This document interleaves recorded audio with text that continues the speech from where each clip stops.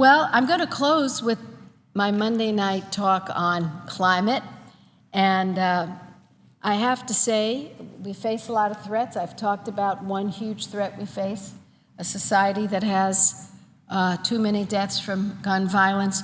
We also have a very different kind of threat that you don't see as clearly, and it's called climate change, and it's dangerous. When I started this is my fourth speech on climate.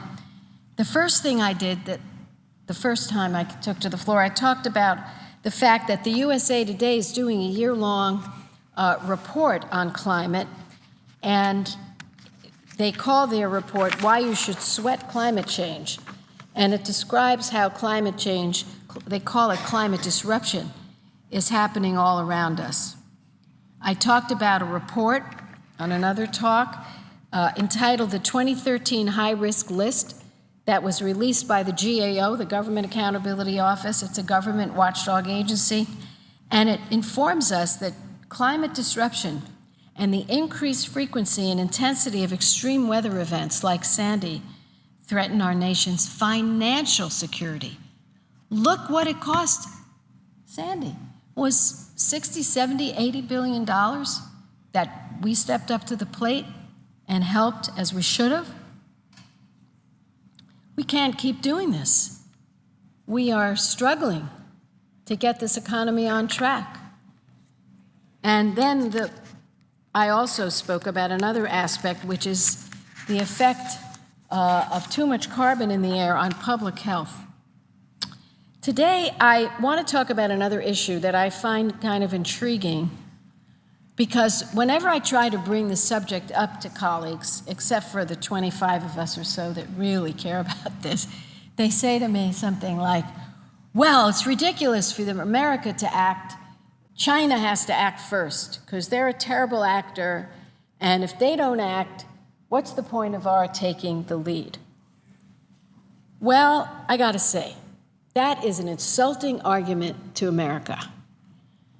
I don't want to wait for China to take the lead on anything because they don't share our values.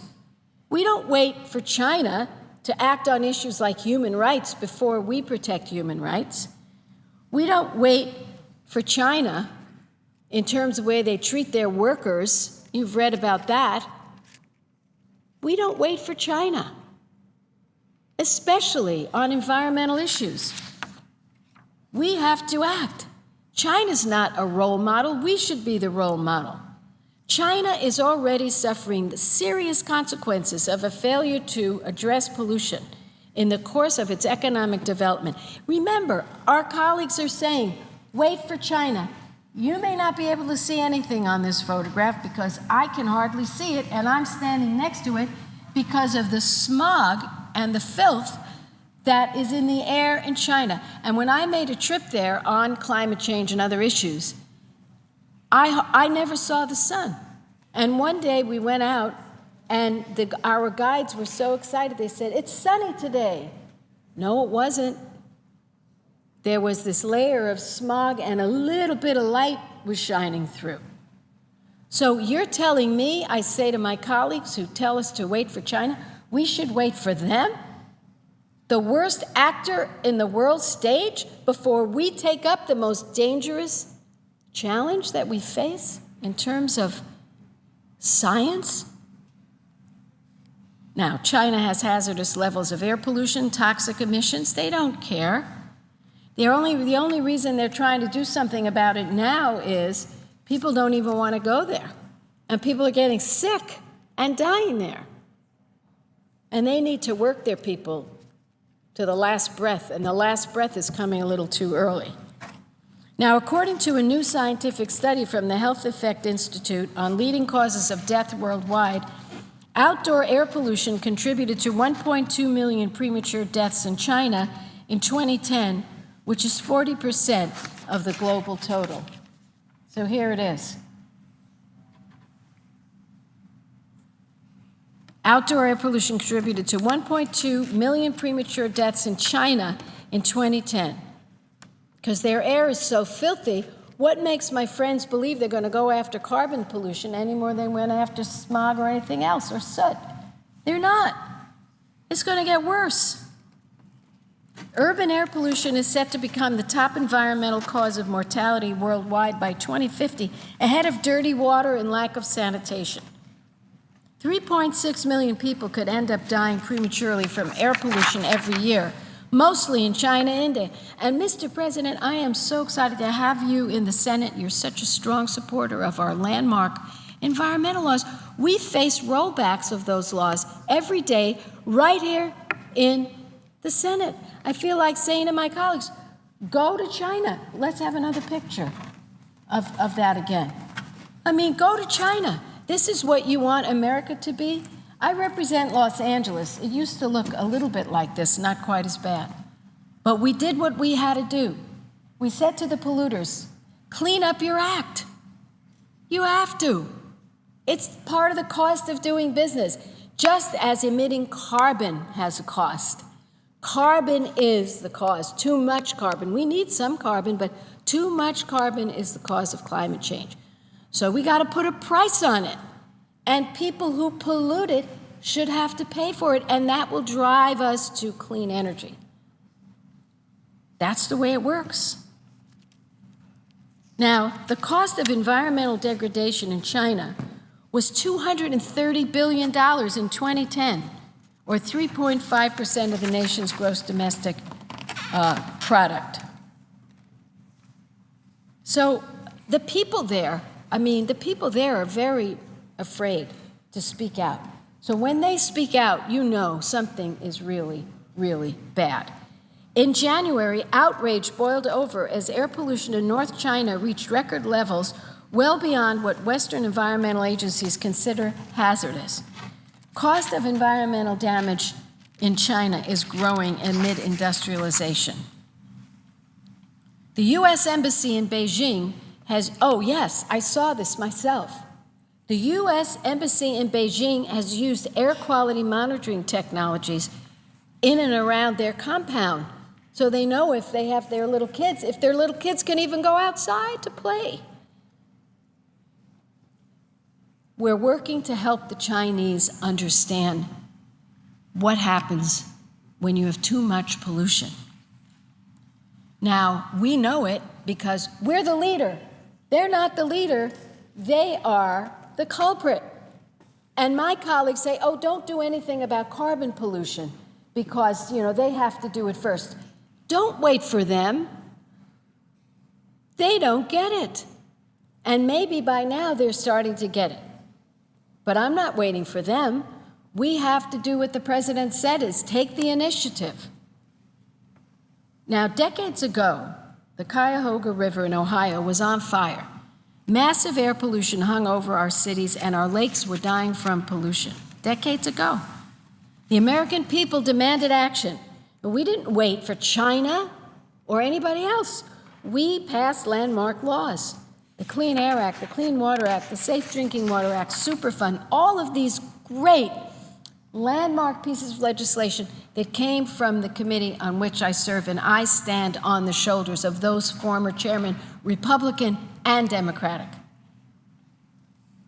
including John Chafee, who I loved, who was so strong on this, and by the way, strong on sensible gun laws too.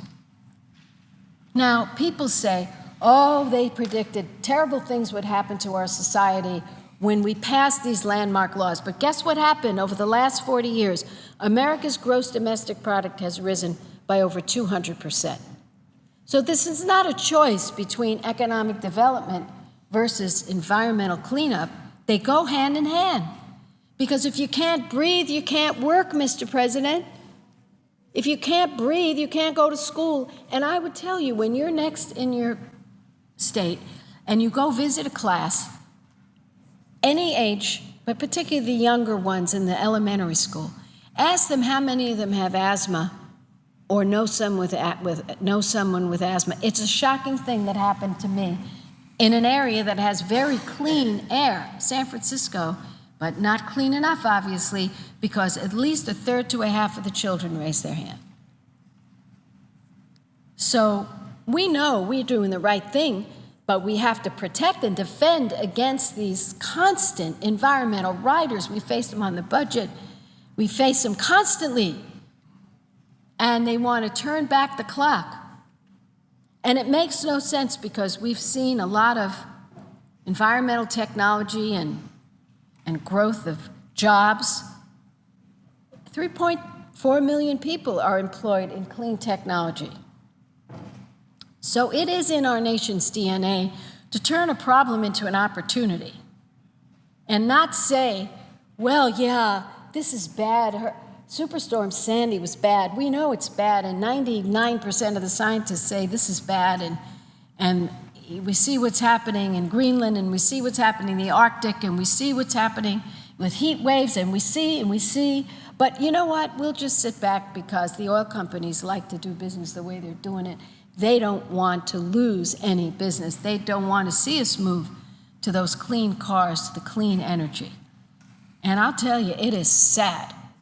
And to say, wait for China, the next person who tells me that, I'm going to make them look at this picture. I'm going to force them to look at this picture. Wait for China?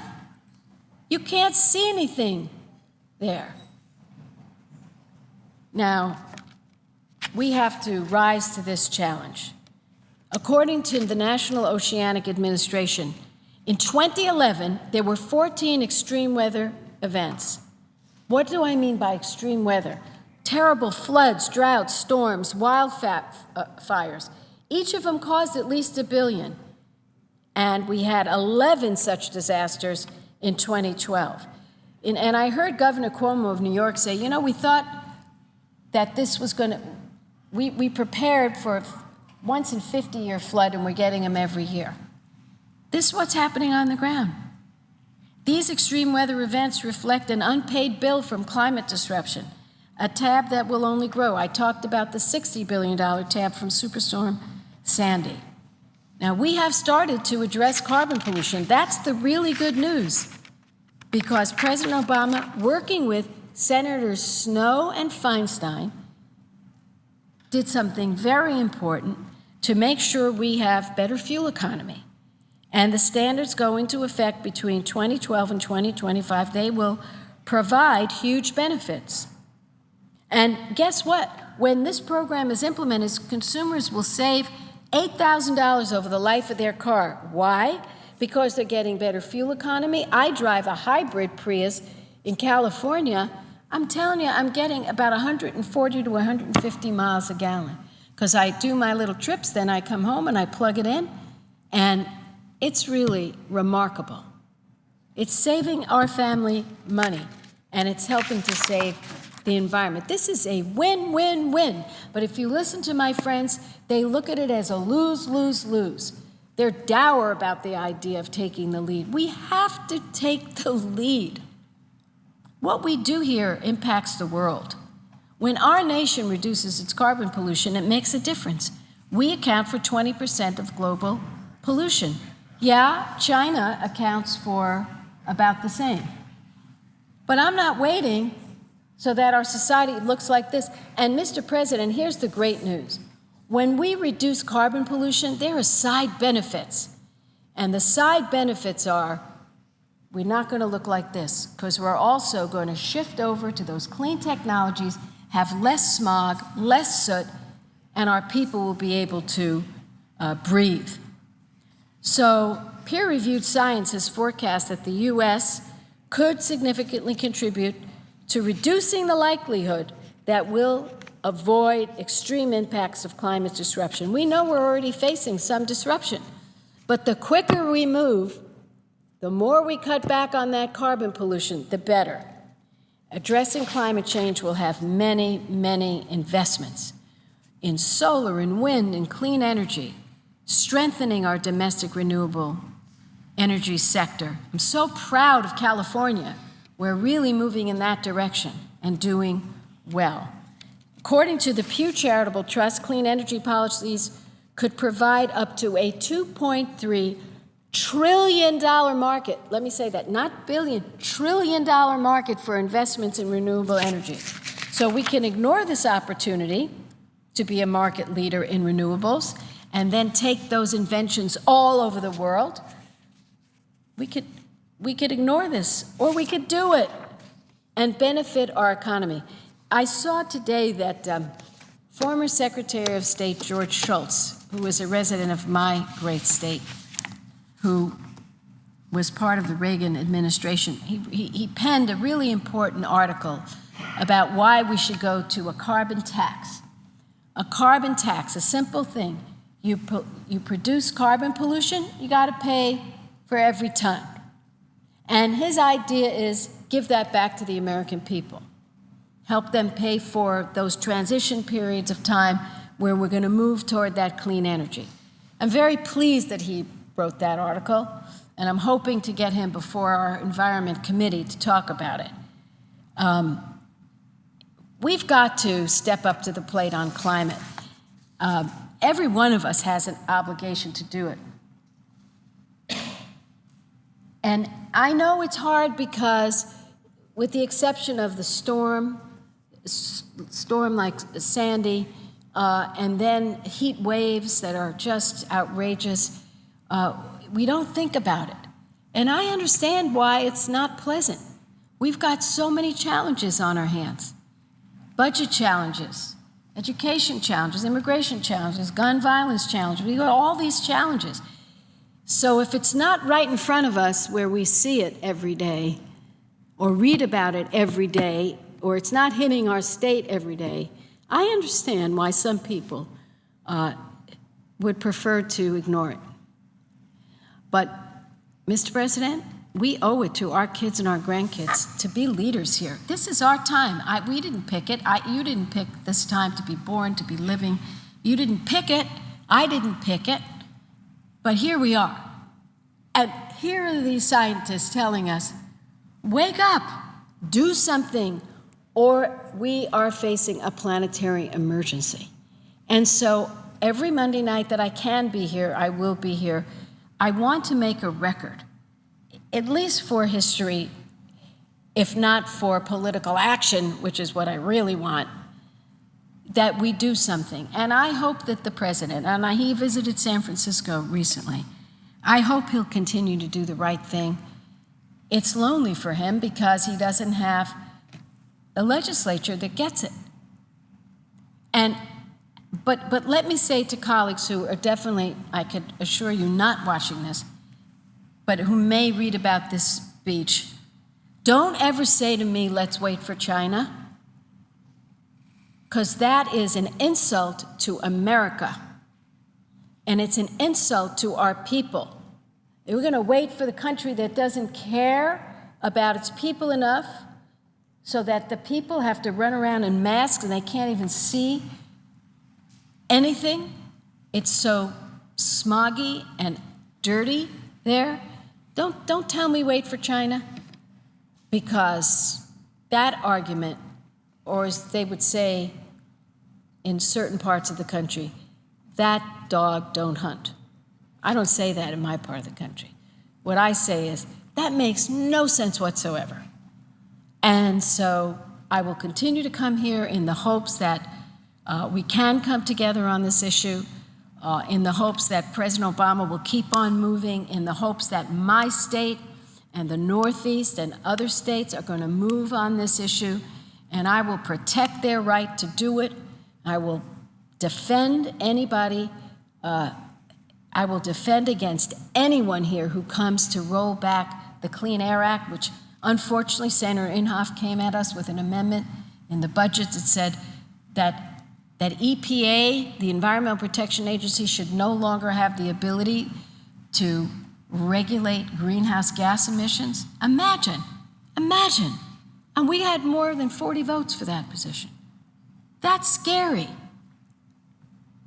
That's like saying we should stop worrying about smoking and get 45 votes to say, well, it's no big deal. This is a big deal.